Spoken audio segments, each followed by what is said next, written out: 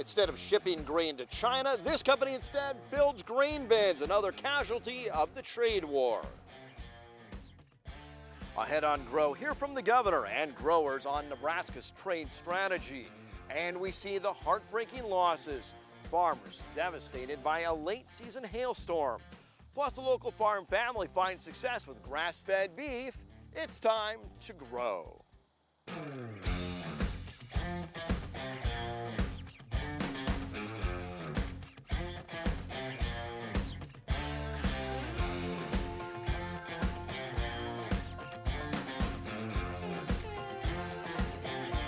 Welcome to the program. With projections of a record harvest here in Nebraska, many are wondering where all that grain will go as foreign grain buyers look elsewhere. Here's more. So we're putting up 10 grain bins. We're calling them the tariff bins. Farmers find themselves storing grain instead of sending it to China.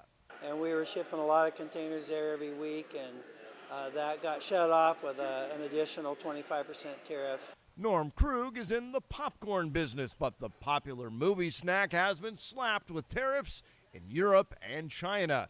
Governor Pete Ricketts says farmers want trade, not aid, and says the state's leaders are speaking with one voice.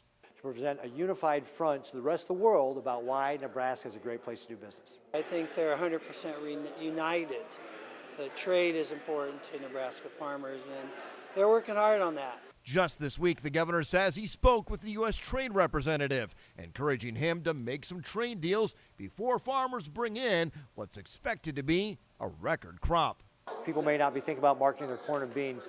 That's going to change as we get into the fall, and we really want to make sure we've got some certainty for our farmers and ranchers. Long term with these tariffs. The governor faced questions about the farm economy, taxes, and school funding at a town hall in Central City. In a few weeks, the governor heads to Mexico, hoping for a breakthrough on a new free trade deal. Mexico and Canada are our two biggest trading partners.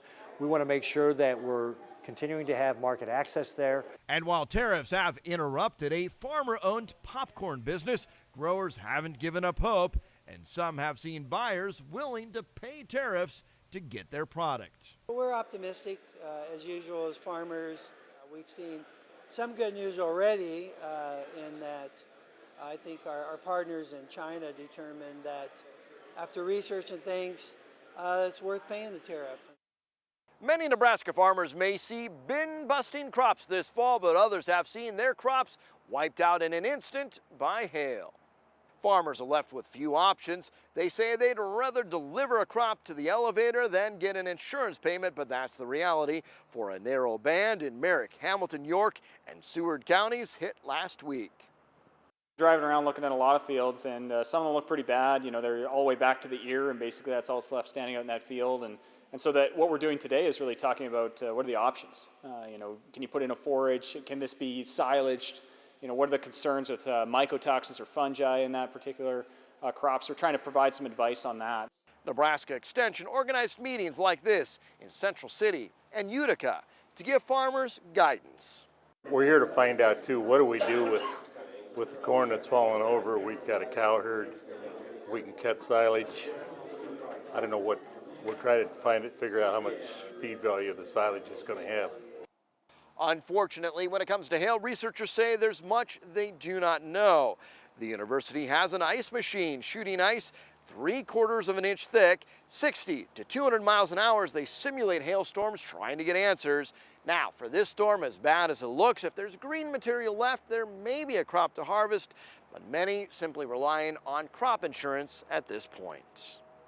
Following immigration raids targeting agribusiness, you weighed in. By a wide margin, you tell us you do support efforts that make it easier for agribusinesses to hire foreign guest workers. As always, poll results are not scientific. The old saying goes, you are what you eat. But what about the food your food eats? NTV's Alex Whitney has more on a local farm family moving to a system of grass-fed beef. Here's more. On a farm just outside of Alma, one family has been paving the way for a new market in the beef industry as they grow and produce grass-fed and finished beef. Jessica and Forrest Swanson have been farming and ranching their entire lives, but had never considered a grass feed operation. It wasn't until Jessica's father started experiencing health problems that they were introduced to the benefits grass-fed beef can bring to those with dietary complications. He found a doctor that really wanted to start from the ground up and say, we're not going to treat you, we're going to start over, and we're going to reboot you basically through your diet.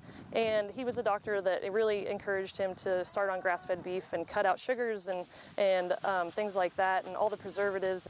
After noticing a quick turnaround in her father's health after changing diets, Jessica felt that grass-fed beef could help open up the beef market to those with dietary restrictions.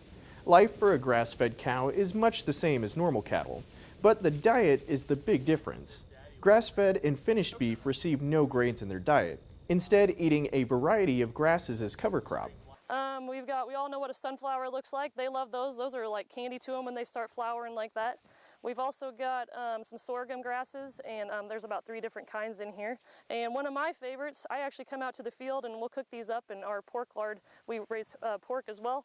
And these are collard greens, and everybody knows what those are. And literally, we can eat what our cattle eat, so that's pretty cool.